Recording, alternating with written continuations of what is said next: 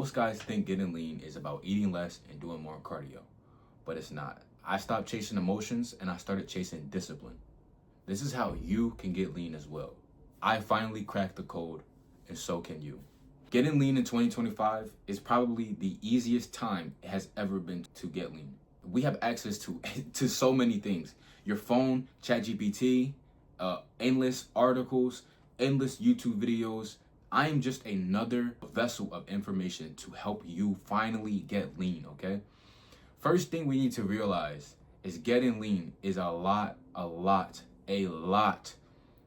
simpler than you think, okay? First thing to know about getting lean, it's about calories in and calories out. It's literally about calories in and calories out. You eat at a maintenance, you will sustain the same body. You eat in a caloric surplus, you will gain weight. You eat in a caloric deficit, you will lose weight. If you want to get lean, you need to eat in a caloric deficit. The first thing you need to do is track your calories.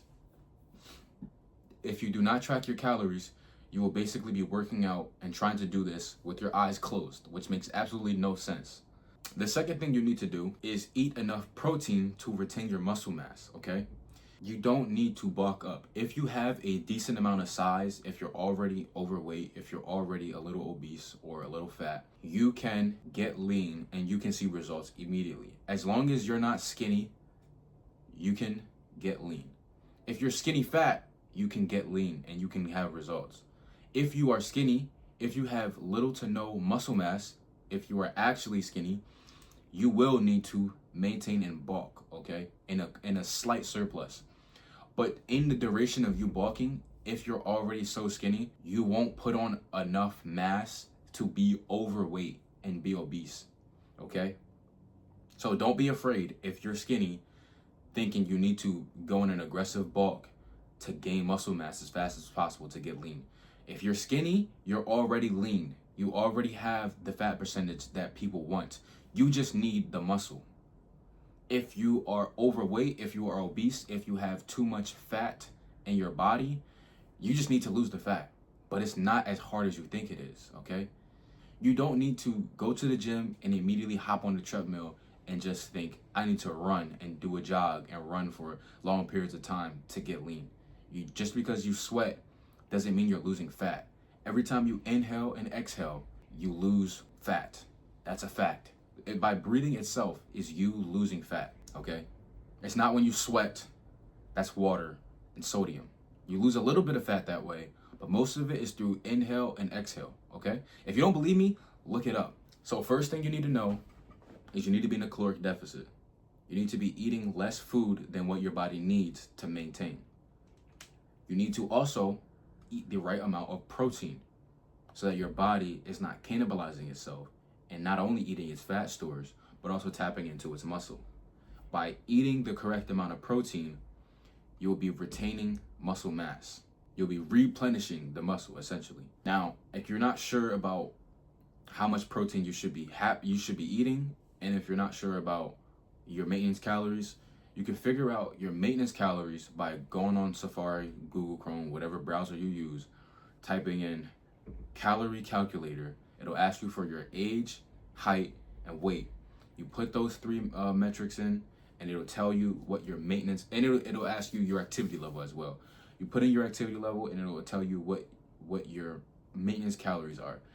Then you do that, you figure that out, you subtract about 200 at first. You can go, as a matter of fact, you could do 150. You don't need to be in an aggressive cut. The slower this process is, the more you're going to be able to retain the results for longevity, and the easier it's going to be. I know it's going to be hard. I know you're going to want to lose this the next day. You do it slow, start out slow, do 150 calories less, and it be in a 150 calorie deficit. You'll see results just by eating less, okay, after you figure out your maintenance. Because what you're probably doing, you're probably in a caloric surplus 9 times out of 10. So once you even go below once you hit your maintenance is at a new high. So once you go at your maintenance and then you go below your maintenance by 150, you're now really in like a 300 calorie deficit. You're probably increasing by like 150, if not more. because you've probably been in a caloric surplus for so long that your maintenance of what your body weight and your height, what you should be at, is different than reality. So being in a caloric deficit is going to be lower than your maintenance, and your normal maintenance is probably so much lower than what it's been at, okay, than in this caloric surplus that you've been in. So just by 150 from what the calorie calculator is telling you is enough. You don't need to incorporate cardio until later, okay, until you hit a plateau. But you still have room to you still have room to be in a caloric deficit even more before you introduce outside cardio, aside from you just moving around and walking around in your day-to-day life, okay? After you figure out what deficit you need to be in, you're going to take your current weight and you're going to eat 0.8 to 1 gram of protein per body weight. So for example, I fluctuate between 170 to 175 pounds. So for me, I'm also a little more active than the average person because I weight train and I do cardio. And my job it involves a little bit of cardio too. So for me, I eat about, honestly, I could get in 200 grams of protein in a day. Like, that's my average. It's been averaging 190 to 200 grams of protein a day. This is so you can retain your muscle, okay? Retain your muscle. When you go to the gym, building muscle is a part of the process. But when you're in the gym, you are tearing your muscle down. When you're resting is when you're building muscle. When you're eating is when you're replenishing the muscle, okay? Keep that in mind. The more you work out, the more fuel and rest you need to recover. So just don't think that because you go to the gym and because you're working out a lot and consistently that you're building muscle. No, you're tearing your muscle down to be built. You're tearing your muscle down, but if you don't eat the correct nutrients, your body will not build the muscle. You are going to need to drink a lot of water, okay? I don't care how you feel. First of all, you don't need to drink a gallon of water a day, bro. You do not have to be walking around with a gallon of water. Is it more efficient to just keep a gallon of water with you? Yes. But do you need to? No, bro. Just drink water. Literally just drink water. Before you eat, drink water. After you eat, drink water. During while you're eating, drink a little bit of water. Don't drink a lot. You disrupt your stomach if you drink too much water. When you wake up first thing in the morning, drink water. Before you go to sleep, drink water. Now there will get to a point that you may encounter if you're drinking so much water around when you're sleeping. You'll know that you need to stop drinking some water before you go to sleep, maybe 2 hours before you go to sleep, because you don't want to be waking up in the middle of the night to use the bathroom. That's going to disrupt your sleep. That's going to disrupt your rest. That's going to disrupt you from building the muscle and achieving the body that you want to achieve. So you don't want to drink too much water before you go to sleep. You only want to drink the water at night to stay hydrated and to keep your hunger and cravings, just keep them down, you know? Your muscle, your stomach is a muscle. The more volume you have in it, the less space your body will think to need food in. If you have no space in your stomach, you can't fit food in. That's uncomfortable. And the body doesn't like uncomfortable. It likes comfort, okay? But with this eating, you're going to be a little uncomfortable. That's just the reality of the game. So with the food, what you want to do is stick with whole foods. Meats, carbs, fats, vegetables, fruits. It's that simple. The meats that you want to stick to. Eggs, egg whites. Egg whites are going to be your best friend. If you like eggs, egg whites are going to be your best friend. Eggs, egg whites, ground beef, ground turkey, ground chicken, steak, and that's pretty much it. Those 7 meats, or really 6, those 6 meats are going to be your main sources of protein. Oh, fish as well. I've been making a lot of fish recently. Those 7 meats are going to be your priority, okay? You can cycle through those meats. If you get bored, you can eat a different meat in a day. You can eat a different meat in a week. You want to stick to convenience a lot. Listen, getting lean is a 24/7 thing. When you go to sleep, you're getting lean. When you wake up in the morning, you're getting lean. When you're eating your food, you're working towards getting lean. Everything that you do on a 24/7 hour clock is going to be geared towards getting lean. There will not be a rest period at all. Just because you're in the gym, just because you're eating, That doesn't mean that you're not getting lean or you are getting lean. You're getting leaner when you're in the gym. You're getting leaner when you're eating food. You're getting leaner when you're sleeping. You're getting leaner when you wake up in the morning. You're getting leaner when you're walking down the street. You're getting leaner if you're in a caloric deficit, okay? It's just that simple. And you're maintaining your muscle mass. You are getting leaner and building muscle. It doesn't just stop. As long as you keep the gears moving that need to be moved in order to achieve leanness, you'll be getting lean. That's gonna be it for food. Rice, potatoes. You really want to keep it simple. I mean, you could go crazy. You could eat like sweet potatoes, and you can get creative in the kitchen and stuff like that.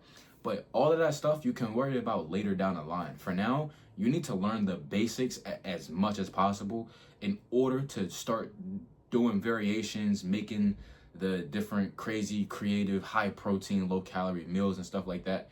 You need a basis first. You need a place to originate and a place to start and a foundation to start from, to where you can branch off and do those creative, spontaneous, non-convenient things. After you get the basics down, then you can focus on that. But one thing at a time, okay?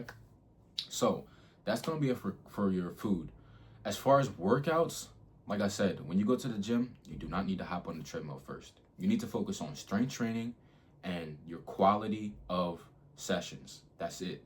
Focus on strength training. The strength training that you need to be focused on are heavy sets and reps and compound lifts. Now, for me, for example, I do a hybrid of calisthenics and conventional traditional weightlifting. It's more of like a 75-25 or a 70-30 if I'm at a public gym. What I mean by that is, for example, my workouts are push-pull leg split. That's what works for me. You could do upper lower, you could do full bodies, one day, off day, on day, off day. You could do it like that. You could do the bro split. Me personally, I don't do it like that. It's easier for me to hit my compound lifts on push-pull leg split, or even a full, I don't do full body, but it'd be easier to do full body than bro split. I feel like bro splits is more of the bodybuilder type of workouts, like you're targeting more of individual muscle groups like shoulders, biceps, triceps, chest, back. Even though chest and back are a bigger muscle group, you're going to be hitting more than one muscle when you're targeting your chest. When you isolate the body parts, you're not doing compound movements as much. So push pull leg split, upper lower, full body, and things like that. You're going to be hitting more compound lifts because time is going to be of the essence at that point, and getting in as much reps as possible by hitting the most muscles is going to be just more convenient for you to grow. Okay, so I wouldn't say stick to the bro splits. I would say do push pull leg splits, full body or upper lower or something like that, just to be able to hit those compound lifts. 6 to 8 or 8 to 12. I mean, you really just want to build hypertrophy. Like, it matters the rep range, but it matters more the intensity of the workouts. I mean, you don't want to go too high when you're hitting 12 plus. 12 is on the higher end. I say 6 to 8 is pretty much more of a good rep range to build strength and to try to acquire the muscle, and try to tear down the muscle, because you're going to tear down the muscle with repetition, high volume, high stress, hypertrophy on the muscles. And then with the strength, you're basically going to be retaining that muscle. It's a little bit harder for your body to build muscle, tearing it down and being in a caloric deficit. That's why if you want to build muscle, you're going to need to be more closer to at maintenance to main gain with calories, so that you can grow with, while staying lean. The point is to stay lean. You never want to not be lean. I promise you, you don't. You never want to not be lean, bro. Keep it simple, bro. It's literally that simple, bro. Keep it simple. The third thing, after you got your calories, after you got your workout, sleep. You don't want 5 hours. You don't want 6 hours. You barely want 7. You want 8 to 10 hours of sleep every single night. Sleep is going to be the determining factor of how you perform for the day. If you have bad sleep, you'll perform bad. Your cortisol levels will be high. You'll be stressed out. You'll be looking for food to fill that dopamine. And you won't hit your workouts because you'll be tired. You can't perform. Your day will just suck, okay? You need to prioritize sleep. It all starts with the day before. When you prioritize your sleep, when you get a lot of sleep the night before, then you could perform better. That sets up everything else for the day. If you have bad sleep, you'll have a bad day. And you don't want a bad day, because being lean is the 24/7 thing. I'll give you a great example. I do, like I said, calisthenics. In order for me to get to where I'm at today, I had to learn the basics. I had to have a great foundation to be able to do 3-plate ring dips, or sets and reps with 2-plate pull-ups, and so on and so forth, and being able to change the variations of pull-ups and keep the weight on, and being able to do different variations of dips and other calisthenics movements while doing extremely heavy weights, or even handstand push-ups, being able to do freestanding handstand push-ups. I had to learn the basics of pike push-ups, military press, wall handstand push-ups, to even do a fraction of a freestanding handstand push-up. Sleep is it's the most important thing. It's more important than the caloric deficit, and it's more important than the training itself. I was in Virginia doing a feature film, and I couldn't hit the gym every day, but I was making sure that I was eating what I needed to eat in my caloric deficit.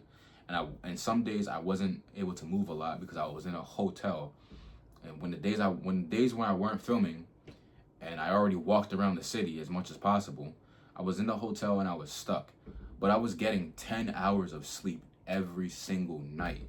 That kept my testosterone up, and that kept my body being able to retain everything it needed to retain, because I was getting a good night's sleep. Just as important as eating right and training hard. It's just as important. Take your sleep serious, okay? With that being said, my Instagram is the same as my YouTube. I am Raheem Denny. If you have any questions, you can leave a comment. You can DM me on Instagram, and I'll be glad to answer any questions. And yeah, thanks for watching, and I'll see you in the next video.